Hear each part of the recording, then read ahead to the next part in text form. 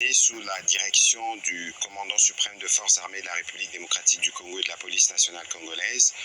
une réunion du Conseil supérieur de la défense élargie où nous avons essentiellement passé en revue la situation opérationnelle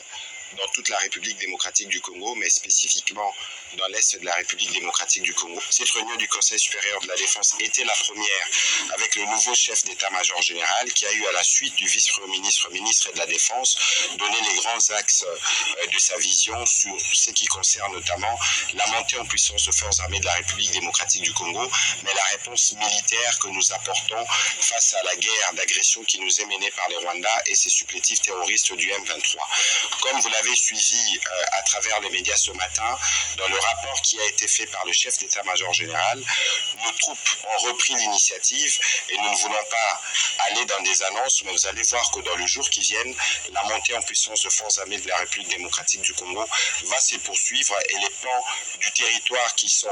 occupés par les forces d'agression seront récupérés. Nous aurons régulièrement l'occasion de vous faire le point de ces progrès. Au-delà de la question opérationnelle qui a été abordée dans toute sa dimension, nous avons aussi abordé les aspects diplomatiques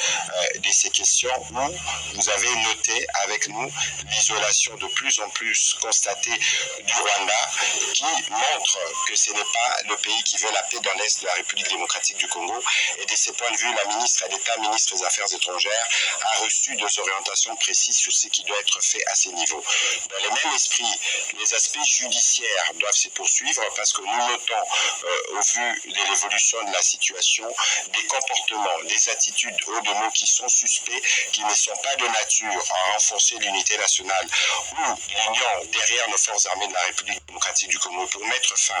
à cette situation d'agression. Le ministre de la Justice, mais aussi l'auditeur général de forces armées de la République démocratique du Congo, qui participaient à la réunion, vont tous prendre des dispositions à leur niveau pour s'assurer que tout comportement à caractère subversif qui ne rentre pas dans l'objectif premier de la reprise de l'intégrité territoriale de notre pays, c'est des comportements qui pourront être sanctionnés. Le même constat a été fait dans la couverture médiatique des événements dans l'Est de la République démocratique du Congo. Comme nous avons eu à le relever à travers les mises en garde qui ont été faites, nous voulons vous dire que des mesures seront prises dans les jours à venir contre tous les médias qui travailleraient dans le sens d'accompagner l'œuvre terroriste qui s'est faite en République démocratique du Congo. Pour l'impératif de la paix, il y a des mesures qui devront être prises absolument pour qu'on s'assure que tous les efforts nationaux qui sont faits pour restaurer la paix dans l'Est de la République démocratique du Congo puissent l'être. Nous avons évidemment eu l'occasion de passer en revue aussi d'autres questions d'importance capitale qui sont traitées au niveau de nos différents services pour nous rassurer que toutes les mesures sont prises pour que la paix soit restaurée, que la sécurité règne partout en République démocratique du Congo. Nous allons terminer évidemment par rappeler la mobilisation que le président de la République ne cesse de demander à tous les Congolais autour de forces armées de la République démocratique du Congo, dont il a à nouveau loué la bravoure et les sacrifices.